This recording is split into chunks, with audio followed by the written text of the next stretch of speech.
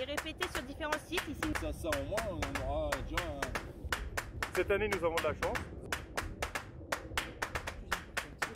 et sa fertilisation. Bonjour à toutes.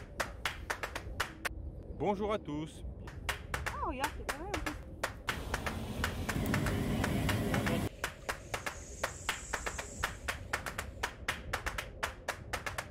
Bonjour à tous. Nous sommes le mercredi 26 mars.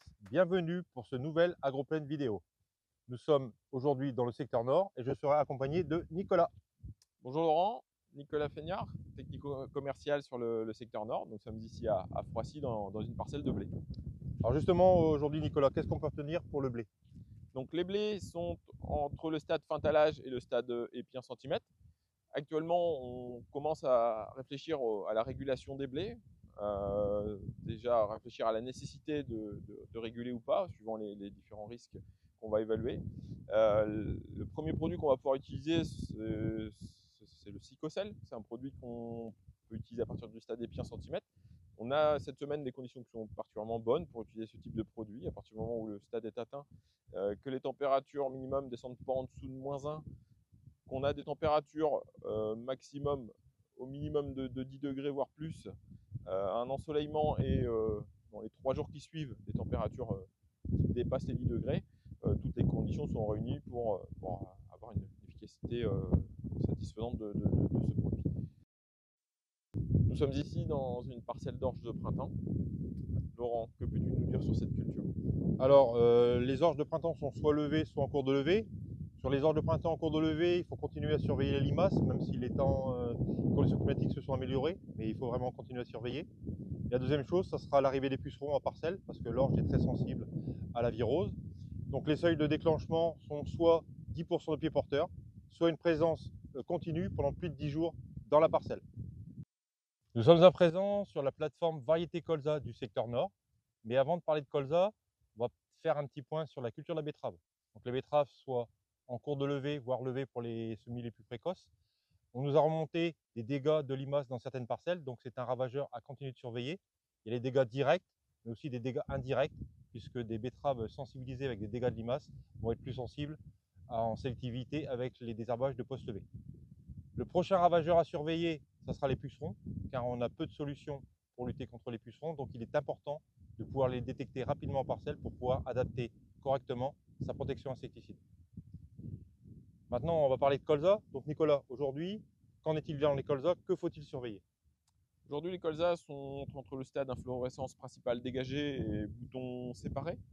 Le risque actuellement, il est au niveau des charançons de la tige, même si on approche la fin de sensibilité de la culture, hein, puisque le stade inflorescence principale dégagée, voire boutons séparés, on arrive en fin de sensibilité. Bien sûr, continuer à surveiller sur les parcelles les moins avancées, hein, avec les cuvettes jaunes et donc une intervention éventuellement dans les 7 à 10 jours qui suivent les premières captures. Et l'autre ravageur qu'il faut surveiller actuellement, Laurent, c'est les méligettes.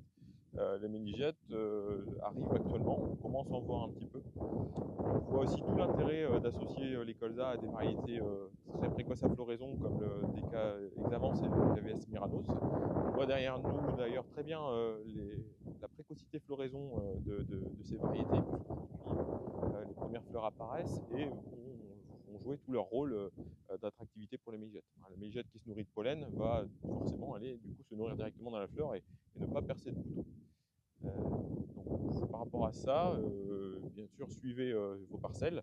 Le seuil d'intervention, c'est entre 6 et 9 méligettes par pied en moyenne sur un colza au stade E. Bien sûr, des parcelles chétives ou mal implantées seront plus sensibles. Donc, ayez quand même une vigilance particulière sur ces cas-là. Nous allons pour finir faire un focus sur les futurs semis, maïs, tournesol. Alors Nicolas, quels sont les points clés pour réussir ces futurs semis? La question se pose aujourd'hui, doit-on démarrer les semis de maïs ou de tournesol? Donc moi cette semaine, quand je regarde les températures du sol, on se situe entre 6, 7 degrés, 8 degrés. L'objectif serait d'avoir au minimum 10 degrés. Et en même temps, regardez le calendrier. Aujourd'hui, nous sommes fin mars.